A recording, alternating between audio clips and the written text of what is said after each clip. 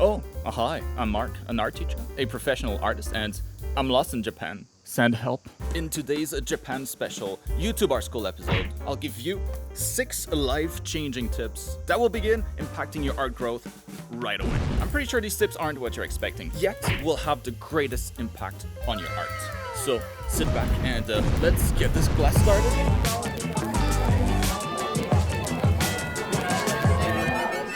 Alright, class is in session. Pay attention. You're about to get some learning done. I've got 6 tips for you, but nothing like draw more or other obvious nonsense like that. Although you should totally draw more. No, I'm talking about tips that you haven't heard yet, most likely. I compiled the top 6 things that I find myself repeating to my students the most, things that I think every artist needs to hear right now. These tips are in no particular order, they're all equally as important. And then in the background here, I'll be working on a new drawing so that you have something fun to watch in case you don't care about getting better at art. Something for everyone. So to start with, I want to recommend always finding a target as an artist, a specific art goal. Art goals can be many things. It can be to be able to draw your own comic, to draw your OC better, a particular position at a certain studio maybe. When I started, my art goal was as simple as getting more attention on DeviantArt back in the days. I didn't really know what I wanted to do in art, but I knew that I really enjoyed the feeling of posting a painting online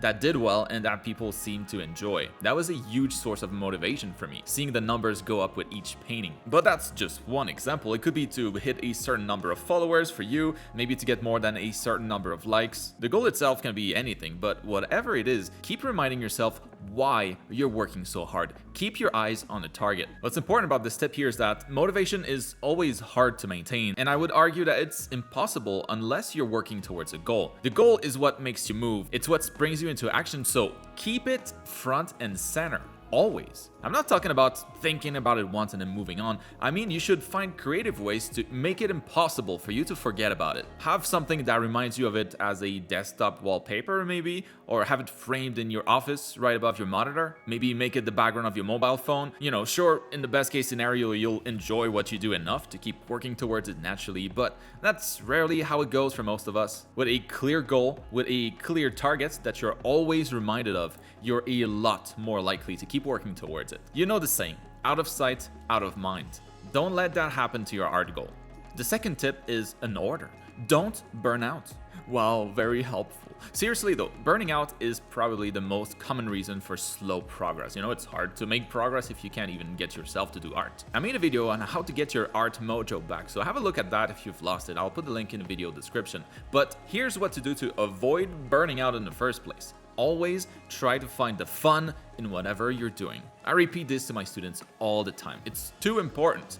Sometimes you have to go look for it. Sometimes it's more obvious. But the moment that you start forcing yourself to do something that's not fun, you're on the path to a burnout. We burn out, when we can't find any pleasure in what we do, or when the negatives associated with it overshadow the positives for extended periods of time. So try to eliminate any time constraints maybe, any barriers to doing art, any external negativity, negative people, stress, repetitive studies, or too much studies, or not enough creative work. All of those are burnout ingredients. Sometimes it's harder said than done, but if you ignore this stuff, it's going to be coming back to bite you later. 100% guaranteed. Don't let it.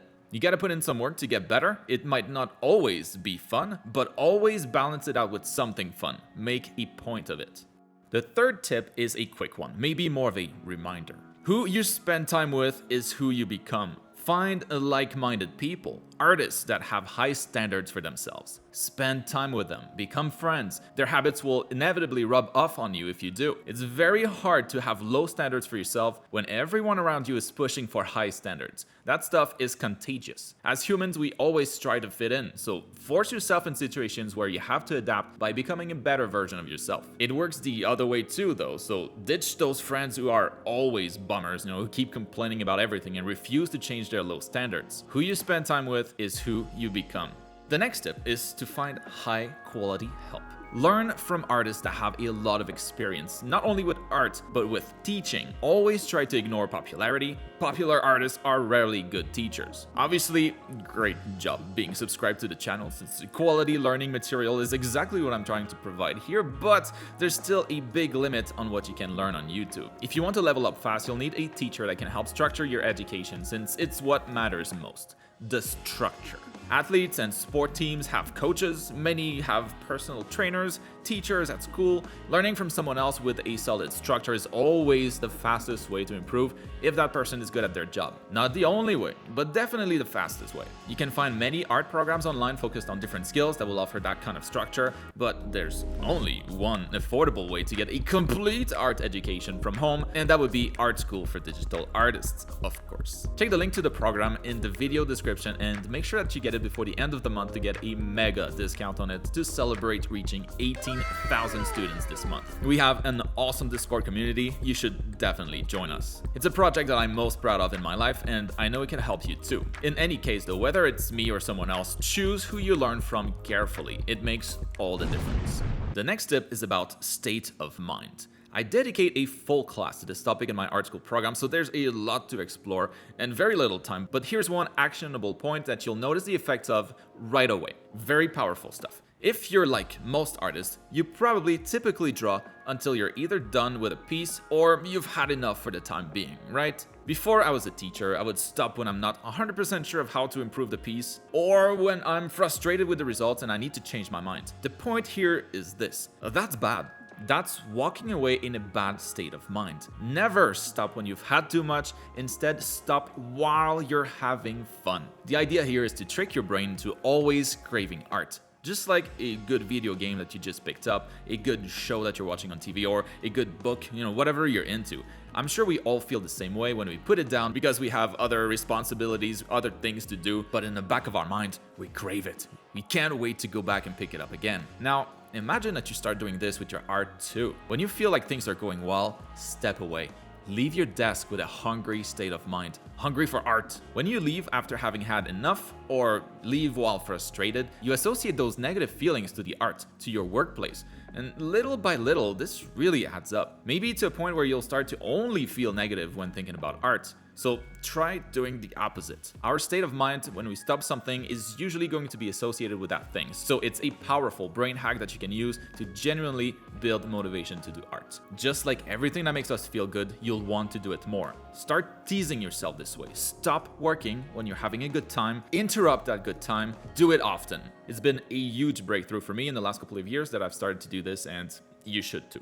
Tip number 5 is to limit the amount of artists that you follow, or limit the amount of art that you look at every day. It's human nature to compare yourself to others, and it's usually, for the majority of people at least, destructive when the only art in your feed on social media is professional stuff, or very good artists, better than you are, right? Most of who we follow tend to be better than we are, or people that we admire in some ways, but just like an RPG game where the monsters get stronger as you level up, if you never go back to the starting zones to see how easily you can now clear everything once you've gained a lot of levels, once you're a lot stronger, well, it's hard to notice your art progress too when all you see is top tier art. If you're always comparing yourself to better artists, you'll always be disappointed, and that's very, very bad for long-term motivation. So just like a game where you level up, it's important to compare yourself to better and worse artists to get a vision for what's possible, but also for what you've accomplished. Since most of us follow artists that we feel have something that we don't, or something that we admire, try to limit the amount of art that you look at. That's the easiest way to gain a better balance and not ruin your motivation. When most of the art that you look at is yours,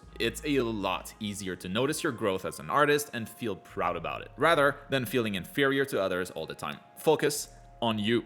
And finally, the last tip is to practice with the intention to teach. What, bro? To help make my point, let's just look at a random example here. Imagine you have to read a book tonight, knowing that tomorrow you're gonna get together with your buddies and talk about it, just in a chill environment, no stress. I would guess that you probably won't retain that much information. Maybe a little bit, just enough to participate in the conversation, right? But now, imagine the situation is different. You still have to read the book, but instead of a casual conversation with your friends tomorrow, you have a TED Talk presentation on the same book in front of an audience of 1 million people in front of cameras, and the president will be there. Think you might retain more of the information in that second scenario? Heck yes, you will. You have a lot more writing on this. You have a lot to lose. You could be publicly embarrassed if it's clear that you don't really know what you're talking about. You're far more likely to retain more information in that second scenario. So in a way, try to approach learning art as if you had a TED Talk about it tomorrow. This video is a good example. All these things that I mentioned here have the potential to greatly improve the speed of your progress, considering you don't already do some or all of it. And so I would encourage you to try and listen to the content as if you needed to explain it publicly tomorrow. Of course, that's unlikely. But one thing that's way more likely is that you might repeat the information as feedback to another artist. So if you learn something in my videos or, elsewhere, and you spot someone online who might need that info, well, that's a great opportunity to teach via the feedback that you can give. Make it a habit to be helpful to others. Of course, it's a nice thing to do, it's a nice gesture, but there's something in it for you too, way more than you would think. It'll completely change how you absorb information. If you learn to learn with the intention of teaching, the difference is life-changing. And I'm only mildly exaggerating. And, well, this is going to wrap up the class today. I hope that was helpful. Let me know by destroying the subscribe button and slapping that bell icon. For that low price, you get a new art tutorial every week. Now, that's good value for your money. You can also grab the brush that I used for today's drawing for free in my QBrush store. The link is in the video description. It's the best dang line art brush for digital art ever created. And that's fact. Experts agree.